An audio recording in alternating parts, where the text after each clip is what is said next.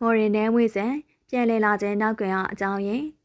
ပရိသတ်များအားလုံးပဲမင်္ဂလာပါရှင်ကျမတို့ရဲ့ channel ကနေပြန်လည်ကြိုဆိုလိုက်ပါတယ်ဒီနေ့မှာတော့ပရိသတ်တွေအားလုံးစောင့်မျှော်နေကြတဲ့သတင်းကောင်းလေးတစ်ခုကိုတင်ဆက်ပေးသွားမှာဖြစ်ပါရှင်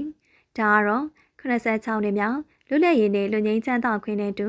အကျဉ်းထောင်ကနေပြန်လည်လွတ်မြောက်လာခဲ့ပရိသတ်ချစ်တော့နဲမွေစံရဲ့နောက်ကွယ်အကြောင်းပဲဖြစ်ပါတယ်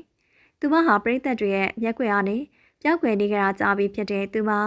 အခုချိန်မှာဘလို့ပုံစံမျိုးနဲ့ပြန်ရောက်လာမလဲဆိုတာပရိသတ်တွေကစိတ်ဝင်စားရှိနေကြပါတယ်။ဟုတ်ကဲ့ပါ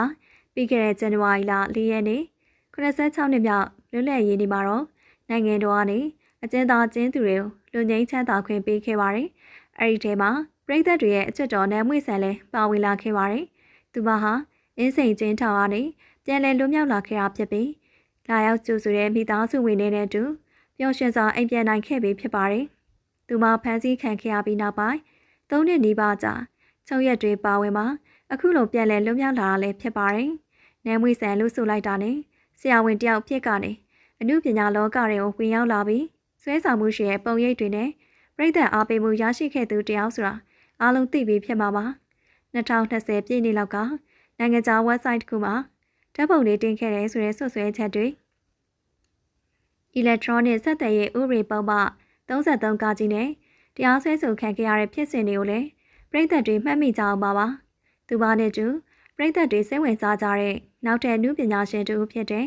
တင်စာဝင်းကျော်လည်းအလားတူလွတ်မြောက်လာခဲ့ပါတယ်။သူတို့နှစ်ဦးလုံးဟာအမှုပညာလောကမှာပြောစပတ်တွင်လောက်ရေပန်းစားခဲ့တဲ့သူတွေဖြစ်တာကြောင့်အခုလိုပြန်လဲလွတ်မြောက်လာတဲ့ချိန်မှာလည်းပြည်သက်တွေရဲ့အာယုံစိုက်မှုအပြည့်အဝရရှိနေတော့မှာပဲ။အခုပြန်လဲလွတ်မြောက်လာတဲ့ဗီဒီယိုတွေထဲမှာမြင်တွေ့ရတဲ့အတိုင်းနဲမွေဆန်ဟာအကျဉ်းထောင်ထဲမှာနေခဲ့ရပေမဲ့သူမရဲ့လှပတွေကတော့မေးမိန်သွားခြင်းမရှိပါဘူး။အကျဉ်းအားထက်တာပိုပြီးကျမ်းမာရှင်လဲနေတဲ့ပုံစံကိုတွေ့မြင်ရပါတယ်။လူမှုကွန်ရက်စာမျက်နှာတချို့မှာထောင်ထဲမှာကိုဝင်ရသွားတယ်ဆိုပြီးကောလာဟာလာသတင်းမှားတွေထွက်ပေါ်ခဲ့ပေမဲ့လက်တွေ့မြင်တွေ့ရတဲ့ပုံရိပ်တွေရတော့သူမဟာခန္ဓာကိုယ်စူးစားပြောင်းလဲသွားခြင်းမရှိပဲ